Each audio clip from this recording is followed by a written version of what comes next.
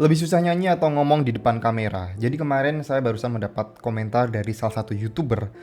Dia itu komen pengalamannya kalau dia mau bikin konten ngomong depan kamera kayak gini, harus menyampaikan ide, dia selalu kehabisan ide.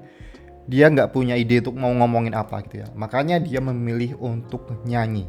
Karena ketika saya lihat konten-kontennya di channelnya, memang suaranya bagus ya gitu ya. Ya bagi saya bagus relatif lah itu kalau itu selera gitu ya. Dan saya sendiri secara pribadi kalau ditanya mendingan nyanyi atau ngomong depan kamera, tentu saya sebagai orang yang nggak punya bakat menyanyi, saya akan lebih memilih untuk ngomong depan kamera. Dan di video kali ini saya akan membagikan bagaimana cara agar kita itu selalu punya banyak ide. Meskipun Anda adalah seorang yang punya bakat menyanyi, Anda pun sebenarnya juga bisa ngomong depan kamera. Tidak hanya menyanyi. Oke, jadi gini. Kalau berbicara tentang YouTube, kita itu membuat channel, membuat TV kita sendiri. Mungkin kita udah sering lihat ya orang-orang yang bikin channel official musik, yang bikin cover-coveran mungkin, bikin punya lagu sendiri. Channelnya memang tentang musik gitu ya. Dan ada yang beberapa yang blow up, ada yang rame, ada juga yang biasa saja. Nah, kalau saya lihat kontennya si YouTuber ini ya memang masih biasa saja ya, karena covernya juga belum begitu banyak, nyanyinya juga belum begitu banyak. Tapi pertanyaannya gini, kita berbicara tentang selera aja ya. Kalau misalnya Anda yakin suara Anda itu bagus dan yakin video Anda itu bakal dilirik oleh orang-orang yang memang punya selera tentang nyanyian Anda, punya ngeklik dengan apa yang Anda nyanyikan, mungkin ada kesempatan bagi channel Anda untuk bisa rame. Tapi saya kok agak skeptis ya. Soalnya gini, sebenarnya banyak banget orang yang bisa nyanyi. Saya punya kenalan orang yang bisa nyanyi itu banyak banget. Dan secara penilaian saya, orang yang tidak bisa nyanyi, mereka semua punya ciri khas masing-masing dalam bernyanyi dan pasti bagus gitu ya. Tapi di sini ada sebuah problem atau masalah. Ketika banyak sekali orang yang bisa nyanyi, apa ciri khas dari channel Anda? Apa yang bikin unik gitu ya? Apa yang membuat channel Anda berbeda? Karena gini, ketika kita berbicara tentang cover-mengcover, tentang konten yang nyanyi, udah banyak banget. Dan penonton tuh punya banyak pilihan. Kira-kira gini, apa yang membuat penonton Anda itu mau menonton video Anda? Anda harus tanyakan ini. Apakah hanya gara-gara suara Anda bagus? Apakah itu udah cukup kuat gitu ya? Anda bisa tanyakan itu pada diri sendiri. Kalau misalnya Anda yakin bahwa dengan suara Anda yang Anda bisa menilai sendiri, dengan suara Anda itu udah cukup membuat orang-orang tertarik untuk menonton video Anda, untuk ngeklik video Anda, that's good. Itu adalah hal yang bagus. Anda punya kepercayaan diri yang kuat. Tapi kalau Anda tidak yakin, Anda harus membuat sesuatu yang berbeda.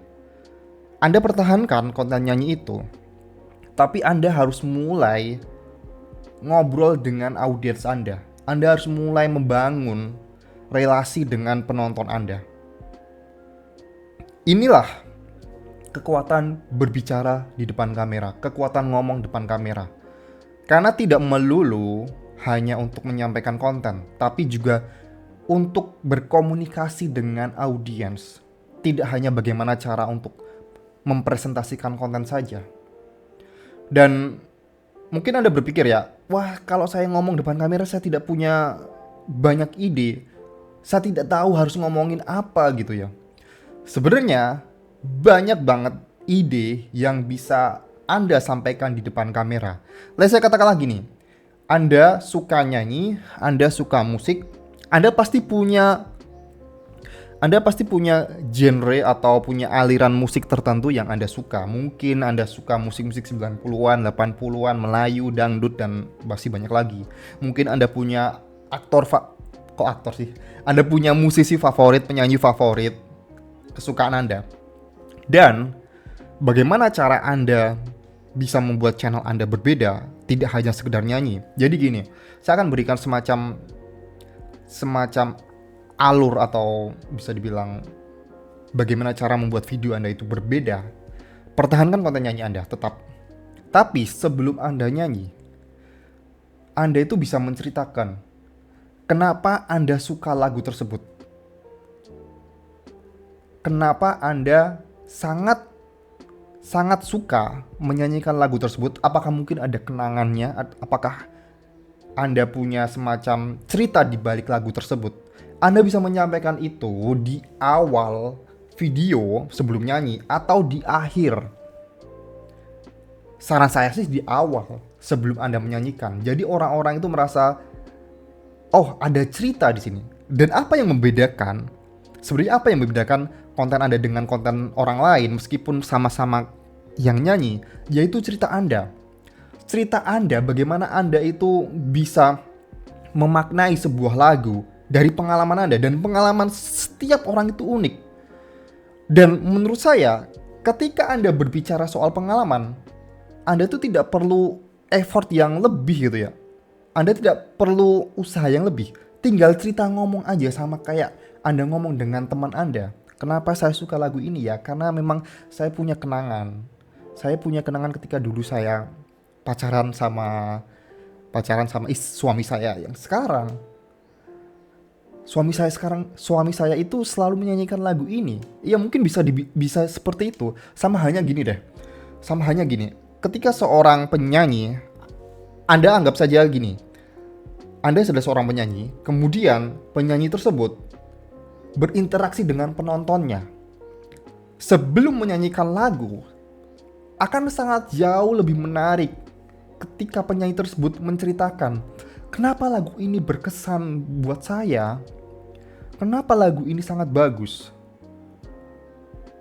Ini akan menambah hubungan antara penyanyi dengan audiens dibandingkan dengan orang yang langsung tiba-tiba langsung nyanyi gitu ya. Ada penyanyi yang tiba-tiba nggak ada sambutan apa-apa, nggak ada sapaan dengan penontonnya, tiba-tiba langsung nyanyi. Mau sebagus apapun suaranya, sekeren apapun suaranya, tidak ada hubungan antara penyanyi dengan penonton, tidak ada komunikasi di situ. Murni cuman hanya orang melihat perform saja. Ini bisa berlaku, ini bisa works kalau misalnya suara Anda memang benar-benar bagus. Kalau Anda punya suara 1% yang melengking, suara yang bagus banget lah.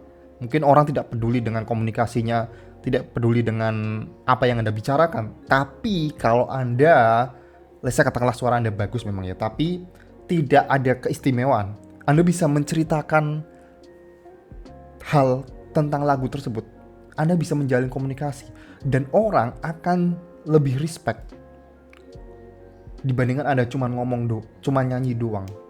Atau misalnya ketika katakanlah kehabisan ide ya. Sebenarnya kalau misalnya Anda tiap kali bikin konten nyanyi, kemudian Anda ceritakan kenapa Anda memilih lagu tersebut, apa cerita di balik lagu tersebut, itu udah cukup lah. Tapi sebenarnya ada juga misalnya untuk variasi.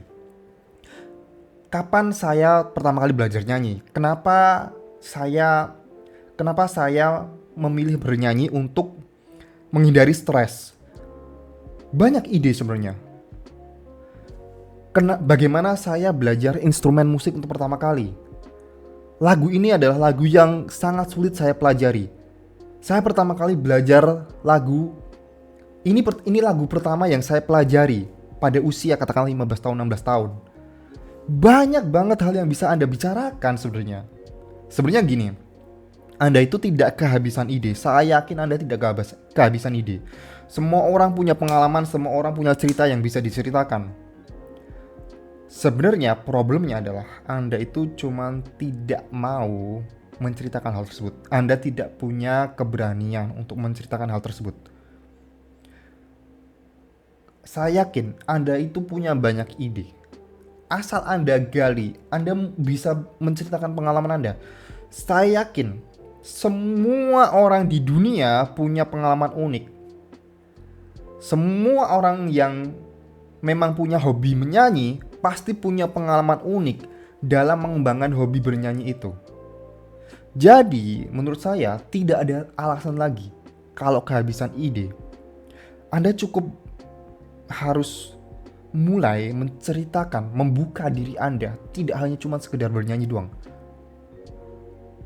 Kalau Anda yakin hanya dengan bernyanyi konten Anda, channel Anda akan berkembang, ya silakan.